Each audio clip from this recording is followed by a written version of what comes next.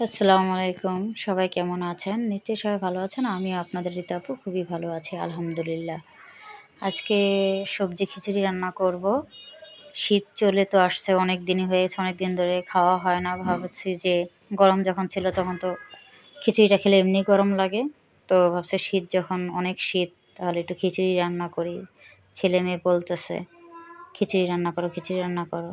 তো সবজি খিচুড়ি অনেক ধরনের সবজি আছে এখন বাজারে। তো দিলাম আদা রসুন তেলে ছেড়ে দিয়ে দিলাম। চাল ডাল আগে ধুয়ে রেখেছি, সবজিটাও ধুয়ে রেখেছি। বেশি কিছু না, অল্প সবজি-টবজি, অত আহামরি কোনো সবজি নিইনি। ৪-৫ পদের ৩-৪ পদের সবজি নেওয়া হইছে। যাই হোক, হলুদ লবণ দিয়ে চালটা ঢেলে দিলাম। দেওয়ার পর ভাজা, ভাজা করতেছি। অবশ্য বেশি একেবারে ঘন হবে, একেবারে যে পাতলা, পাতলা হবে না। এজন্য আমি সবকিছু একসাথে দিয়ে একবারে পানি দিয়ে ফেলবো, জানি পাতলা না হয়ে যায়। কিন্তু মিডিয়াম থাকবে, ঘন, ঘন, এই আরকি। যাই হোক, অনেক দিন ধরে তো চিন্তা করতেছিলাম যে সবজি তো বাজারে অনেক ধরনের সবজি এখন বের হয়েছে। তো খিচুড়িটা খাবো, খাবো। তো ফাইনালি করেই ফেললাম। তারপরে একটু বেগুন ভাজবো, একটু ধনেপাতা ভর্তা করবো, একটু ডিম ভাজবো। এগুলো সব কিছু গুছিয়ে গাছিয়ে রেখে দিয়েছি। এই যে এখন বেগুন ভাজাটা শুরু করে দিলাম। এদিক দিয়ে খিচুড়িটা হতে লাগুক। ধনেপাতাটাও একটু কেটে রাখি। লাস্টে আপনার ভাইয়াকে দিয়ে বললাম, "একটু কেটে দাও।" কারণ ওদিক দিয়ে বেগুনটা হয়ে গেছে তো উঠাইতে হবে, এইজন্য। যাই হোক, বেগুনের কালারটা দেখেন কত সুন্দর ভাজা হয়েছে। একেবারে ভুনা খিচুড়ির সাথে সেই খেতে লাগবে। ভর্তার জন্য প্রিপারেশন করে ফেলবো, কারণ ব্লেন্ডারে করতে হবে তো। খিচুড়িটা আগে দেখে নিই কী অবস্থা। মাশাআল্লাহ, দেখেন কত সুন্দর বলকাচ্ছে। অনেক সুন্দর। আর গ্যাসের তো অনেক পাওয়ার। রাত হলেই গ্যাস হোক চলে আসে, কিন্তু আজকে গ্যাসটা রয়েছে সারাদিনই। সুন্দর মতো হয়ে গেছে আল্লাহর রহমতে। আর একটু হবে।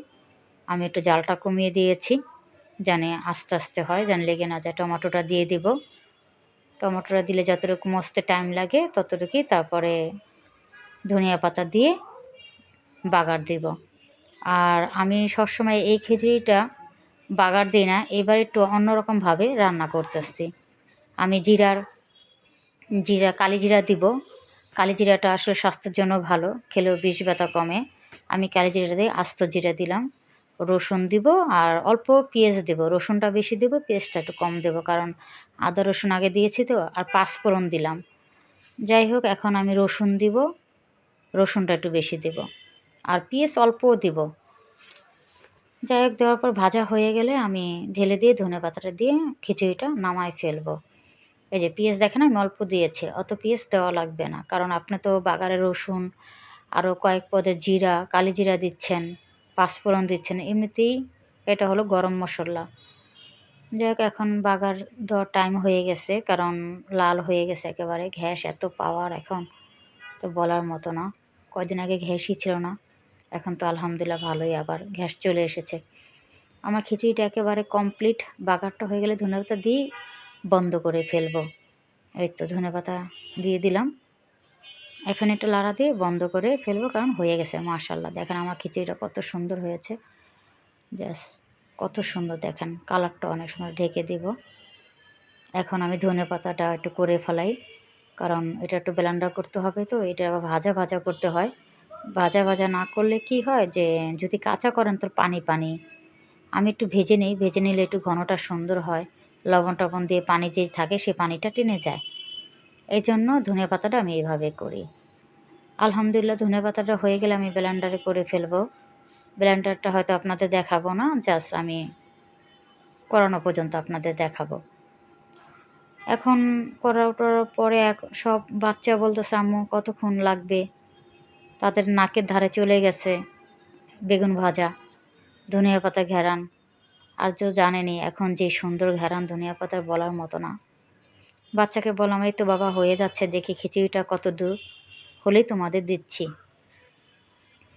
ছেলে বলতেছে, "আম্মু ঘ্রাণে তো টিকা যাচ্ছে না ঘরে, তুমি আমাকে খিচুড়ি দাও, আমি খিচুড়ি খাবো।" আচ্ছা বাবা, সব কিছু হোক একসাথে। দেখেন খিচুড়িটা কত সুন্দর হয়েছে। এত শুকনাও না, এত ভিজাও না, মাখা মাখা। এই খিচুড়িটা খেতে আসলে অনেক টেস্টি। যাই হোক, ধনিয়া পাতাটা আমি ব্লেন্ডারে দিয়ে দিব। বাচ্চা পাগল হয়ে গেছে খাওয়ার জন্য, কতক্ষণে খাবে। তো ভাবতেছি যে আগে তাতে করে ব্লেন্ডারটা করে বেগুন ভাজাটা ডিমটা হয়ে গেলে আমি ডিমের প্রিপারেশনটা তাতে করে ফেলবো এখনই। পেঁয়াজ, কাঁচামরিচ, ধনিয়া পাতা নেব আর লবণ আর একটু হলুদ দিব। দেওয়ার পর সবটি ডিম ভেঙে লবণ দিয়ে আগে একটু চটকিয়ে নেবেন, তাহলে কি নরম হয়। যাই হোক, আলহামদুলিল্লাহ এদিক দিয়ে শসা কাটা শুরু হয়ে গেছে সালাদের জন্য। সালাদ করবে, শসা, টমেটো আর ধনিয়া পাতা দিব, দিয়ে সালাডটা করব। আর এই ডিমের জন্য দেখেন নরম হয়ে যাবে, পুরো লবণটা দিলে পুরো একটু ছেনে টেনে করলে নরম হয়ে যায়। এই যে আমি 7টা ডিম ছেড়ে দিব, একসাথে ভেঙে আমি চামিচ দিয়ে উঠায়া দিব।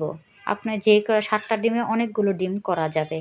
যদি আপনি এতগুলো ধনিয়া পাতা, পেঁয়াজ, কাঁচামরিচ যদি সব একসাথে দেন, তাহলে 7টা ডিমের জায়গায় দেখবেন অনেকগুলো ডিম আপনার হয়ে যাবে। একজনের জন্য একটা করে আপনি দিতে পারবেন।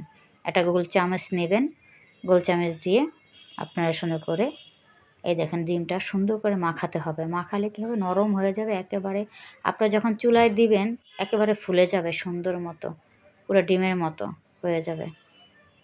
যাই হোক, আলহামদুলিল্লাহ আমার তো এখনই খেতে ইচ্ছে করতেছে। কতক্ষণে বাচ্চাদের কথা কি বলবো, কতক্ষণে হবে আমি খাবো গরম গরম।